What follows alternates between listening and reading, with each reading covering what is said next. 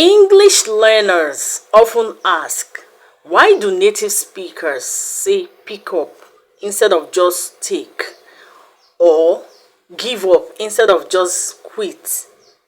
Don't worry, by the end of this lesson, you will understand how phrasal verbs work and be able to use them confidently. By the end of this lesson, you will understand what phrasal verbs are, learn the different phrasal verbs, and practice using them in sentences. What are phrasal verbs? The word phrasal is coming from a phrase, meaning it's more than a word. Phrase, more than a word.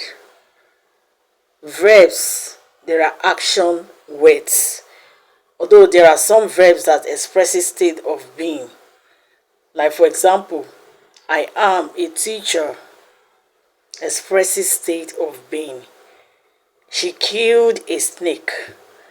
The verb in this sentence expresses action. So most of the verbs used in phrasal verbs are action verbs. Phrasal verbs can be said to be formed by the combination of a verb and an adverb or a preposition. In some cases, it is a combination of all the three parts of speech, that is verb, adverb, and preposition. Though each of these parts of speech have different functions, they play the role of the verb when they are put together. They can also act as a phrase, and that is why these verbs are called phrasal verbs. Example, run into. Run is a verb. Into is a preposition. Another example, put up with. Put is a verb. Up is an adverb. With is a preposition. All these verbs we have used here are action verbs. Simply put, phrasal verbs are multi-word verbs formed by combining a main verb with one or more particles. What are particles? Particles are that part we add to the verb to make it grammatically meaningful. Now, let's see some examples of phrasal verbs with one or more particles. We have turn down, meaning to reject or refuse an offer or request. I had to turn down the job offer because of scheduling conflicts. Come across, meaning to encounter or find by chance. While cleaning the room, I came across an old photo album. We have run into. Run into.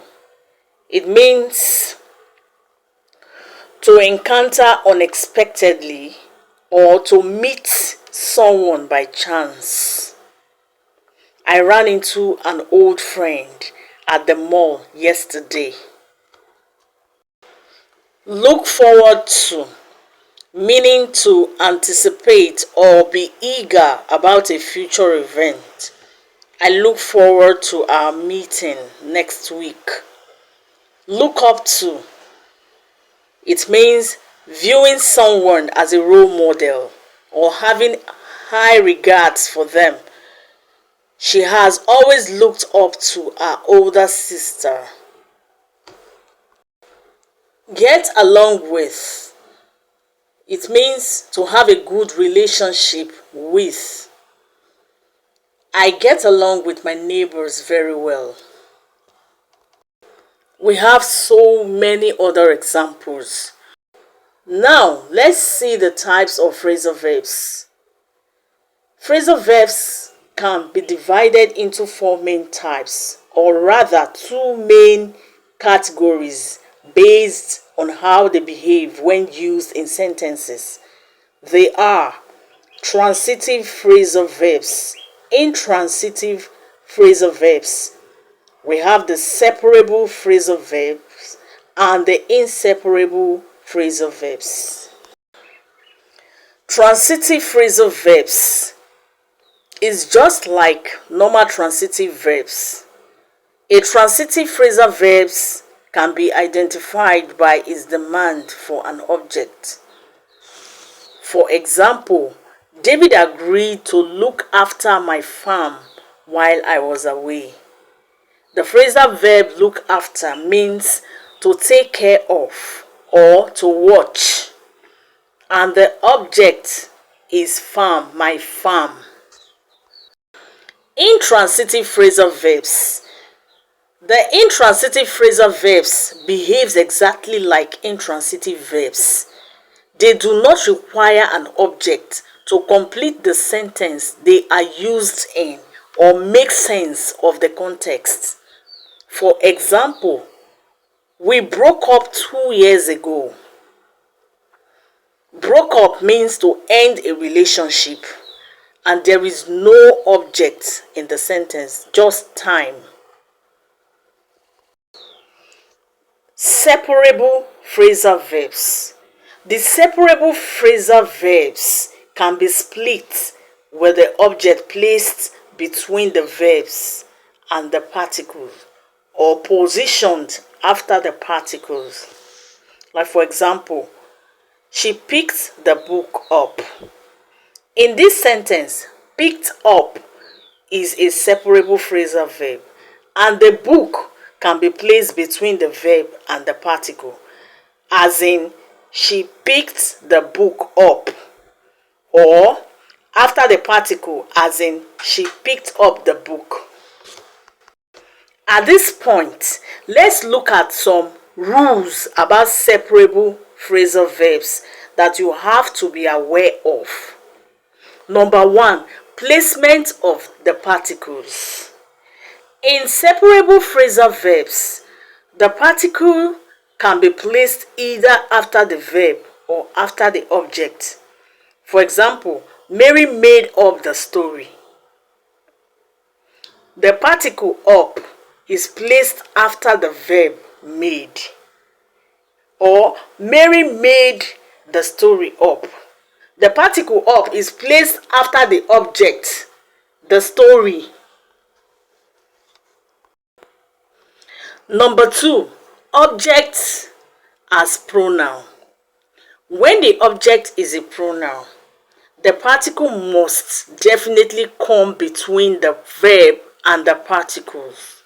For example, that is not true. She just made it up. You see the way it is? And it can't be, that is not true. She just made up it. You see, it's very awkward. It cannot go that way. So the particle must definitely come between the verb and the particle. So now let's move to the last type of phrasal verb, which is the inseparable phrasal verbs. Some phrasal verbs are inseparable, and attempting to separate them can result in awkward or incorrect construction. For example, I came across some old photos in a drawer, and not I came some old photos across in a drawer. You see that is very awkward. Inseparable phrasal verbs must keep the verbs and particles together with no object placed between them. Let's see some examples. They ran into an old friend. Here, ran into is an inseparable phrasal verb, and the object, an old friend, cannot be placed between the verb and the particle. Another example, she always looks after her younger brother. Look after is inseparable, and a younger brother, the object, cannot be placed between the verb and the particle. I want you to note that phrasal verbs that consist of more than one particles are inseparable. For instance, verbs like put up with, come up with, get rid of, run out of, and others are always inseparable. Some phrasal verbs has more than one meaning. The only way to learn it very well is to always look it up in your dictionary. For example, let's look at these two sentences and their different meaning. He took off his clothes. The plane took off. He took off his clothes. The took off here simply means to remove. He removed his clothes. Then the took off in the second sentence, the plane took off. It means the plane left the ground.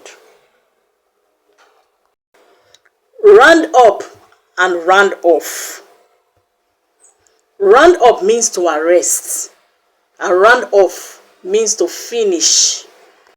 The teacher is about to round off her lessons.